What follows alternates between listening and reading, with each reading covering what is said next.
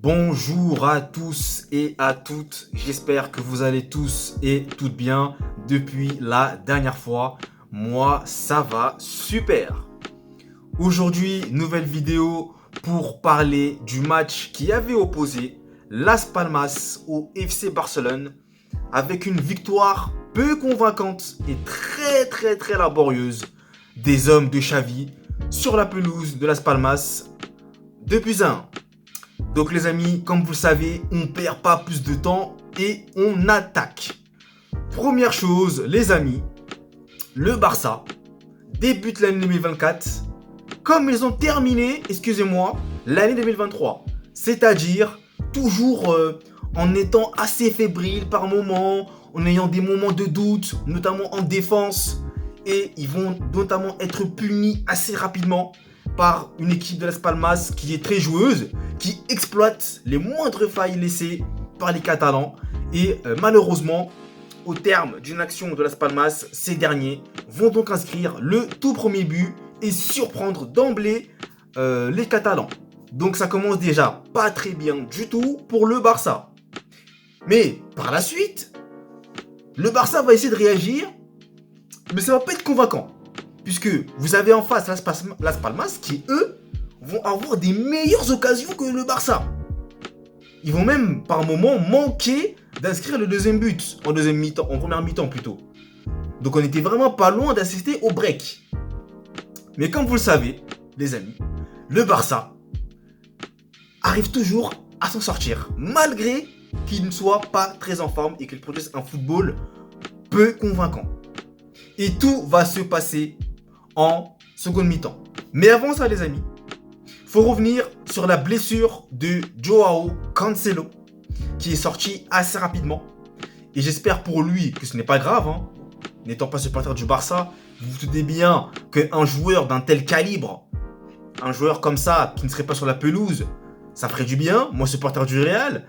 Mais, plus sérieusement, j'espère que sa blessure n'est pas grave et qu'il pourra se remettre assez rapidement de cela.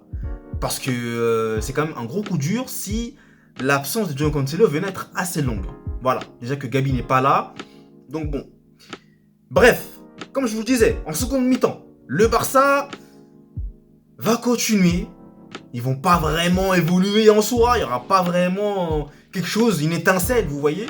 Mais ils vont parvenir à s'en sortir, grâce notamment à un premier but inscrit par Ferran Torres, qui miraculeusement parvient à marquer au terme d'une action un peu cafouillie, un peu trifouillie. Vous voulez tous les mots en i que vous trouvez, mais en tout cas, ils ont réussi. Ferran Torres récupère le ballon et marque.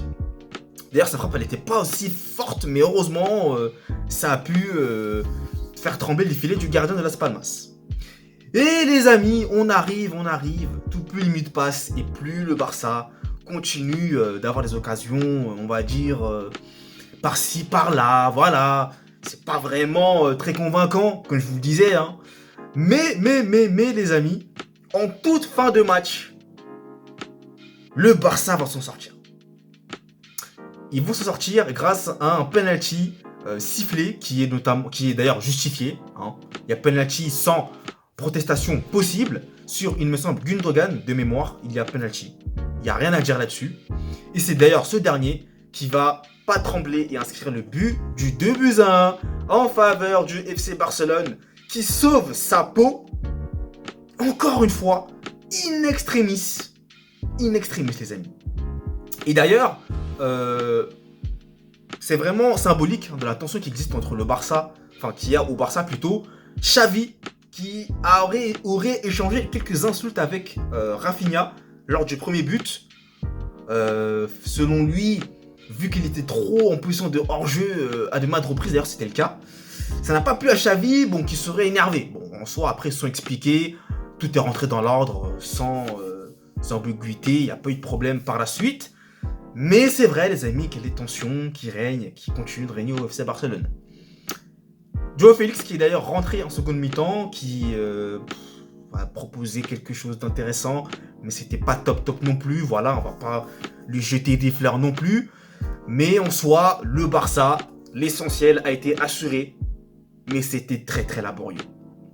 Honnêtement, les amis, le Barça, s'il continue à jouer comme ça va être galère. Hein. Surtout pour les supporters barcelonais. Hein. Ça va être très galère. Je pense qu'ils vont davantage se lasser de revoir les mêmes choses, le même jeu proposé, pas assez... Il n'y a pas une grinta, il n'y a pas quelque chose que le Barça produisait auparavant, quoi. C'est comme le FC Barcelone, vous voyez ce que je veux dire. Donc, ça fait quand même mouche. À voir ce qui se passera. À voir ce qui se passera. C'est le début de l'année, les amis. Le Barça commence bien, mais c'est pas convaincant. C'est pas convaincant du tout, c'est pas rassurant. C'est pas rassurant. Et les amis, pour conclure cette vidéo, Robert Lewandowski, encore une fois, très muet. Ça commence un peu à faire long, tout ça. Bon, lui aussi, comme je vous l'avais dit dans mes précédentes vidéos, c'est clair que ce n'est plus le Lewandowski que j'avais connu au Bayern Munich. Après, voilà, il a une période très délicate, très dure.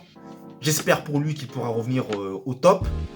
Mais c'est clair que ça fait maintenant pas mal de rencontres qui n'arrivent pas à être décisifs et à offrir ce genre de victoire à son équipe. Parce qu'au final, c'est donc Ferran Torres et Gundogan qui ont sauvé les fesses du FC Barcelone, les amis.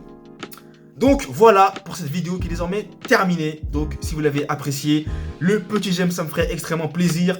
N'hésitez pas à vous abonner, à commenter et à commander mon livre broché disponible sur Amazon qui retrace le parcours faramineux, légendaire et atypique de Lionel Messi. Et nous, on se retrouve très vite pour de nouvelles aventures et une nouvelle vidéo.